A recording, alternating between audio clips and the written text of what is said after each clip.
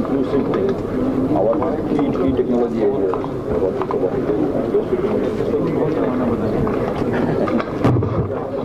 The coach.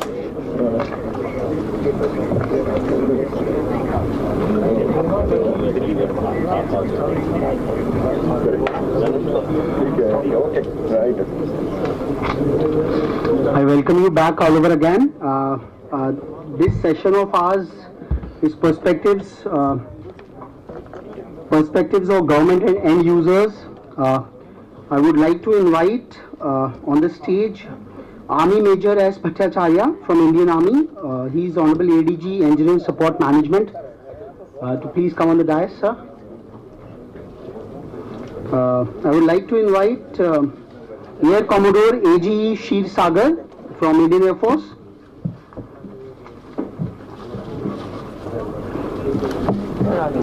And I would like to invite Rear Admiral PJ Randachari from Indian Navy. Actually, my son is coming.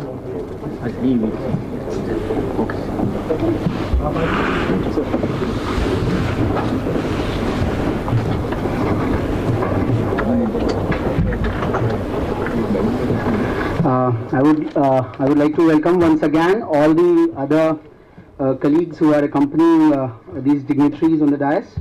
Air Commander S. Kulkarni, AOC 13 BRD, Air Commander S. K. Chaudhary, Air Commander Yogesh Handa, Group Captain N.S. Pindra, Commodore Asim Anand, Captain A.K. Chakravarti, Captain Sujit Bakshi, Captain Shirish Dubey. I welcome you all, sir. It's the end users after all. The direction of research and development has to be directed from the frontal needs and challenges faced by the armed forces to innovate, invent and improvise upon. The basics of defense and warfare after all remain the same with the changing variables in the form of tools and technologies. I would like to invite Army Major S. Bhattacharya to make his presentation sharing the perspectives of the Indian Army pertaining to the future direction of research and innovation as to how Indian Army sees the direction moving forward. Major S. Bhattacharya, please. Sir.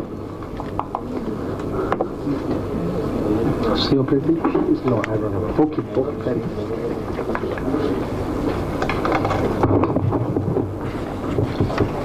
good. Good morning, ladies and gentlemen.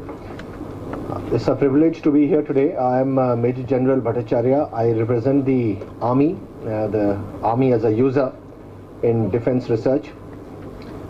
I look after the maintenance, repair and overall laying down policies, basically sustainment of Army's equipment related to missiles, guns, radio sets, electronic equipment basically. What I'll do is in the next 15 minutes or so, I'll cover the areas where the academics, the research institutions can participate in the Army's various ongoing programs and what are the facilities in the Army with which you can interface with. That will be my focus. I am going to cover 4 issues where we seek the researchers to come and work with us for their various weapon systems. The first is indigenization and self-reliance. The second is development of military simulators. The third is product improvement. And the fourth is involvement in weapon system development. Now coming to the first one, which is indigenization and self-reliance. All of us know here that the research spending in India on the defense research as a whole is just about 1%. Less than 1%, out of which only 23% is spent by industry. Now if you have to move forward, like today's keynote address said very clearly, that this has got to change. And Army, being the biggest user of defense technologies, is one of the areas which one could look at. We have in the Army the Directorate of Indigenization, which is about 300 people strong. They have design and specification wings in 4 cities, dealing with the various disciplines: armament, engineering equipment, electronics. And what they are seeking to do for the last few years is they take up small components, sub-assemblies of major weapon systems, and then try to reverse engineer it or indigenize it.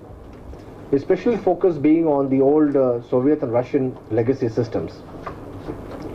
Now here we are already interacting with some institutes, basically with the MSMEs, SMEs and their defense PSUs. We also have in-house our army base workshops, which are basically factories for overall, depots basically for overall of major equipment. So all of these got together are focusing towards indigenization, and this is one major area and thrust area for us in the future.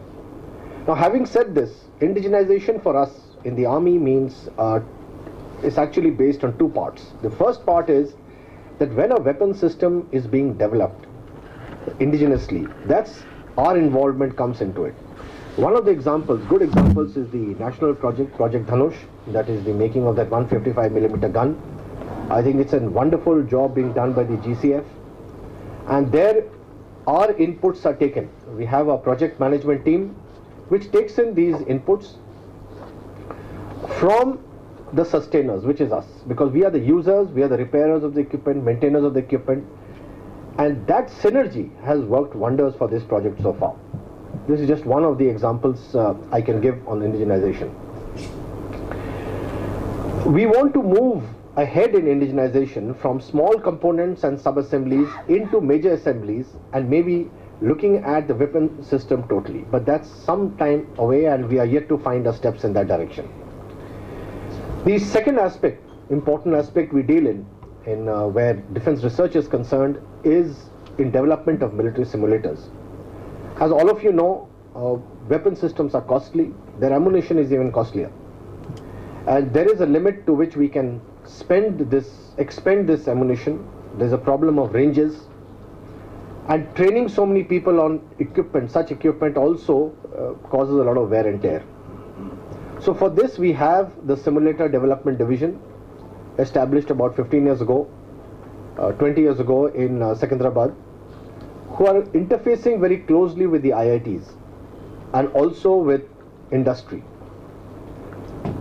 DPSUs, to develop military simulators. Some of the success stories are development of the driving simulators, gunnery simulators for tank T-72 and the BMP. They have also taken other steps in certain area of augmented reality, but those I would say are baby steps. And this needs to be nurtured. And this is one of the major areas where we seek active cooperation of technology. Like today, it was described very well about this continuum of knowledge, technology and product. And if product has to be the final thing for which all this research and everything is being done, then this product has to have the mainstay. By which I mean that all the research that is going on must include some elements of the user in one form or the other, and one of these areas is the military simulators. This is a very big area for us now. The third is product improvement, and this again includes reverse engineering. Now we have bought many weapon systems, mostly foreign. The OEMs, some of them have gone away, they're no longer in production. Also connected with this is, as our operational requirements change, we need to exploit this expensive weapon system to do more and more. The performance has to be enhanced, they have to be modernized, performance enhancement basically, and that is what we call product improvement. This is an area in which we are doing internally as much as we can do through various we have a technology board. Their projects are now with the IITs basically, and some of the NITs, DPSUs.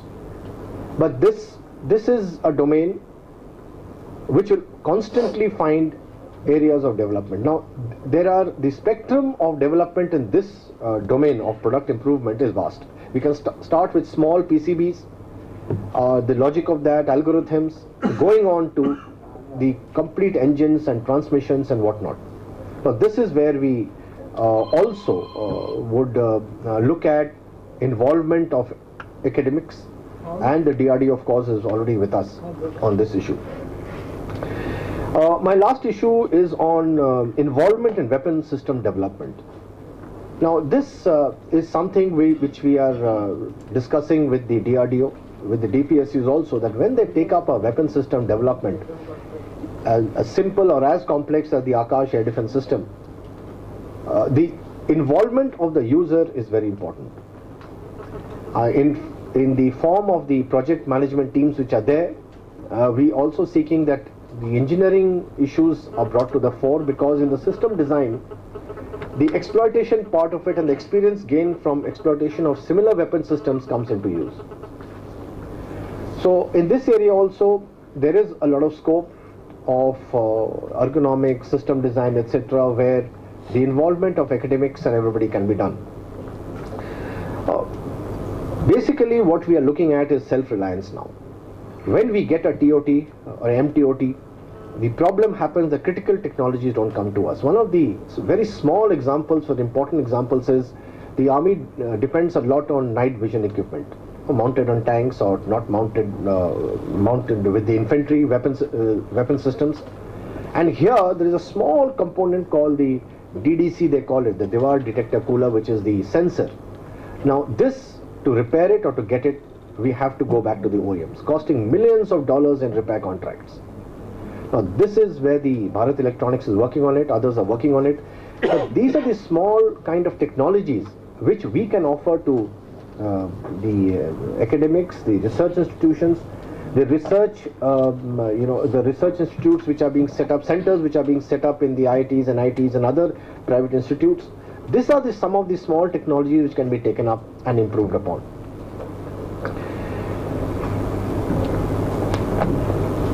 Now the point also is coming up is that defense has been driving research all over the world. We have seen this happen in the US. The internet today, as we see it, is a culmination of what was started a long time ago with ARPANET and DARPANET.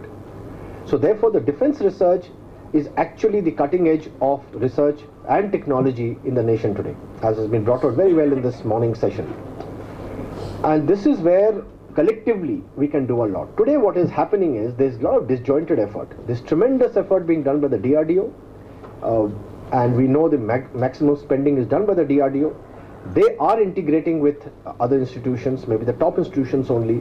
But today what was spoken about, setting up of centers of excellence, and the felicitations which was done to some of the private institutes was very heartwarming, because that is where we seek the maximum research areas to come up. If one goes and sees some of the DPSUs, the research centers which have been established, it is very encouraging. Because the young boys and girls, when you ask them that what are you doing, he said, well, somebody will say, sir, we are doing work on signal processing, niche area of signal processing, let's say.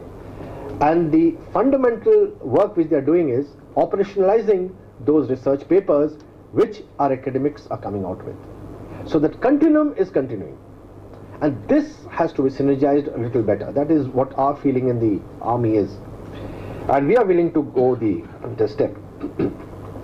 A lot was spoken about ROVs, remotely operated vehicles. Yes, that is the future area. We have weapon locating radars, which is an excellent example of the American ANTPQ, expensive ones, being replaced by DRDO, DRDO and the others who have got together, an industry to make our indigenous radars. Akash weapon system already spoken about. And finally I'd wind up by saying that the way ahead is very clear. The way ahead is in two parts as we see it. One is involvement of the user in research and development.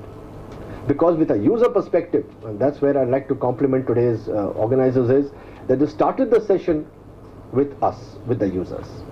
So the users' involvement at all these steps. We have a huge number of MTechs, officers who've done MTechs from the IITs. Many of our young people retire very soon, and the involvement of these people would give a lot of dividends. And the other is the Chinese model of reverse engineering. The Chinese have suddenly not had these research institutions. They've worked towards in the 70s and 80s where the researchers in the US and in Europe, they did the research, did their work, and then they went back to the country in whatever form, and then they opened up those technologies. So that's, I think, the way forward, and I thank the organizers once again to allow me to be here, the privilege. Thank you very much. Thank you. Extremely thankful, sir. First of all, I would acknowledge a serious blunder I made. He's Major General as Bhattacharya. I just made a big blunder. Thanks a lot, sir, for such a inspired talk of yours. I would now like to invite Air Commodore A.G. Sheer Sagar from the Indian Air Force to make his presentation.